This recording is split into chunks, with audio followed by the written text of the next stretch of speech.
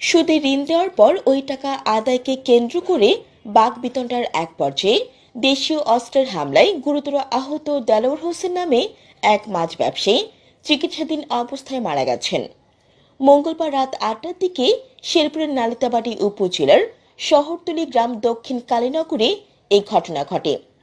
Police ও এলাকাবাসী জানায়, দক্ষিণ কালীনগর দুধুয়ারখাল ব্রিজ পাড় বাসিন্দা মৃত আব্দুস সামাদের ছেলেদের সাথে সুদে ঋণ গ্রহীতা রিকশা চালক তারা মিয়ার দ্বন্দ্ব চলছিল। ওই দ্বন্দ্বের জেরে মঙ্গলবার রাত ৮টার দিকে ব্রিজ পাড়ে থাকা দেলোয়ারের ছেলের দোকানের সামনে তারা মিয়ার সাথে বিতর্কে জড়ায় তিন ভাই শেখ ফরিদ, আলম ও রবিউল। এক পর্যায়ে দেশীয় অস্ত্র নিয়ে হামলা চালালে তারা মিয়ার মামাতো ভাই মাছ ব্যবসায়ী দেলোয়ার হোসেন ফেরাতে যান। এ সময় প্রতিপক্ষের দেশীয় অস্ত্রের কোপে দেলোয়ার সহ কয়েকজন গুরুতর আহত হন।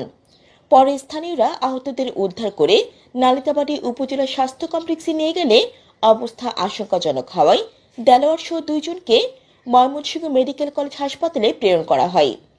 ময়মনসিংহ নেওয়ার পথে দেলোয়ার মারা যান। পরে ময়মনসিংহ মেডিকেল কলেজের কর্তব্যরত চিকিৎসক তাকে মৃত ঘোষণা করেন।